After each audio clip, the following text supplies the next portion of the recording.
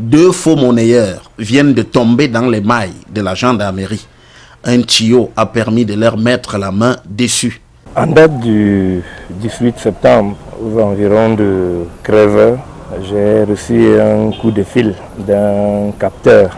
Quelqu'un qui m'informe qu'il y a un jeune homme en provenance de Bafoussam à bord d'une moto qui transporte une marchandise frauduleuse. Il m'a fait la description de la personne et de la moto. Aussitôt, j'ai fait appel au service de contrôle des motos. On m'a fait comprendre que le gars était au niveau des manas. Après mon appel, ils ont mis main sur lui. Le mode opératoire des faux monnayeurs était plutôt bien rodé, comme il explique.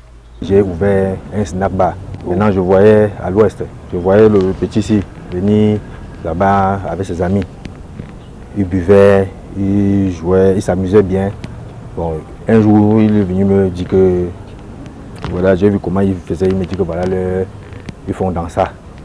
Je lui ai dit que bon, si vous faites dans ça, j'ai un ami qui a eu à me proposer ça dernièrement quand je voyageais.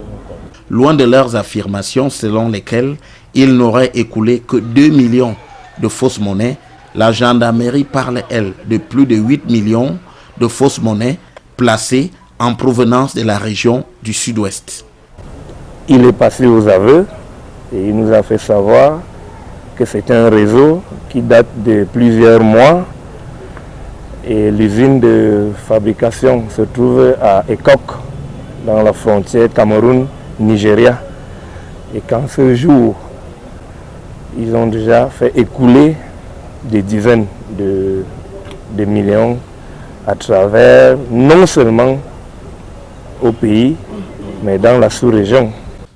En fin de compte, le voile est levé sur la différence à faire entre un bon billet et un faux.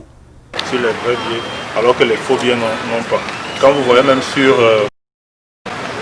les dimensions de coupure, vous voyez bien que leur truc c'est du coton. Et puis le vrai billet c'est du coton, alors que leur truc là c'est du papier. Donc c'est pas pareil. Mais la véritable, ils nous ont expliqué hier, la véritable différence c'est sur l'inscription CEMAC, sur les bandes fraîchissantes. Et avec un ultraviolet, ça se voit encore plus clair.